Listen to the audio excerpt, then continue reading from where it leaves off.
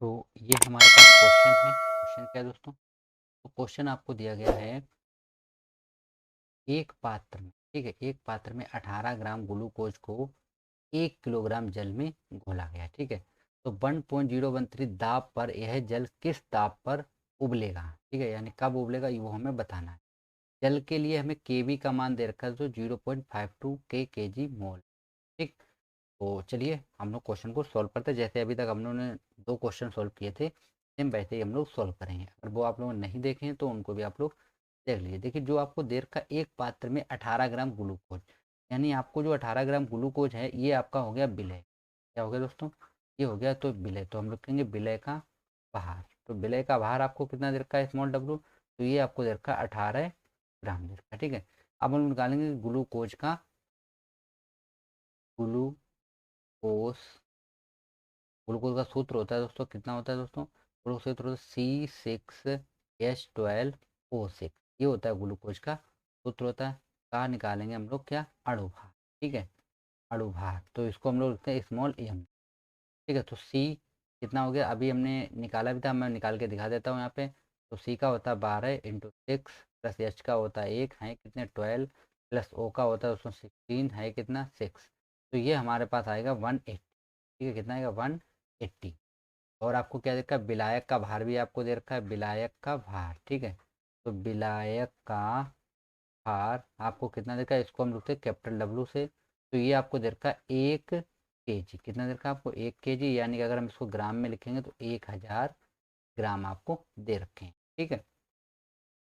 1.013 बार पर ये दाब, तो यानी कि ये हमारे पास इतने पे जल उबलता है। तो यानी हम लोग यहाँ पे जानते हैं कि शुद्ध जल का, शुद्ध जल का ताप, ठीक है, शुद्ध जल का ताप जो होता है दोस्तों वो होता है 100 डिग्री सेंटीग्रेड, ठीक है। यानी इसके 100 डिग्री सेंटीग्रेड में इतने ताप होंगे। तो इसको हम लोग केल्विन चेंज करेंगे तो ये हमारे पास हो जाएगा 100 प्लस 273, ठीक है। तो ये कितना हो जाएगा? 373 केल्विन, ठीक है। ये हो गया शुद्ध जल का। इसको हम लोग लिखते हैं, विलायक है तो इसको हम लिखते हैं T1, ठीक है। तो ये चीज़ हमारे पास क्वेश्चन में गिवन है नहीं है, तो ये चीज़ आपको पता भी होनी चाहिए, ठीक है। ये कॉमन चीज़ है, ये आप सभी लोगों को ऐसे ही आनी चाहिए। न्यूमेरिकल में बहुत कम दी जाएगी ये वैल्यू। तो हमारे पास T1 की वैल्यू आ गई है, ठीक है। और हमें KB की भी वैल्यू दे रखी है। KB की हमको कितनी दे रखी है? KB बराबर हम लोगों को दे रखा है 0.52 kg और मोल इनवर्स, ये आपको वैल्यू kg की दे रखी है, ठीक है। अब हमें पहले, सबसे पहले हम लोगों को जो वैल्यू फाइंड करनी है वो फाइंड करनी है हमें डेल्टा TB की, ठीक है। तो डेल्टा TB बराबर क्या होता है दोस्तों? ये होता है 1000 into KB into small W upon capital W into small M, ठीक। चलिए हम लोग यहाँ पे वैल्यू को क्या करते हैं, पुट करते हैं हम लोग। तो जब हम लोग वैल्यू पुट करेंगे तो ये हो जाएगा हमारे पास 1000 इंटू KB की वैल्यू हमारे पास है 0.52, तो 0.52 इंटू स्मॉल डब्लू वैल्यू कितनी है हमारे पास दोस्तों? 18, ठीक, बटे यहाँ पे हम लोग वैल्यू रखते हैं कैपिटल डब्लू वैल्यू कितनी है? 1000 हो जाएगी ये हमारे पास, इंटू इसकी वैल्यू कितनी है? 180। 1000 से देखिए आप लोग 1000 कैंसिल, ठीक है। और यहाँ से 18 से इस 18 कैंसिल, कितना बचेगा? 10, ठीक। तो हमारे पास डेल्टा TB कितना बचा यहाँ पे? 0.52 अपॉन में कितना बचेगा दोस्तों? 10। तो ये हमारे पास निकलेगा 0.052 केल्विन, ठीक है। तो ये वैल्यू किसकी निकली हमारे पास? डेल्टा TB की वैल्यू निकल आई है।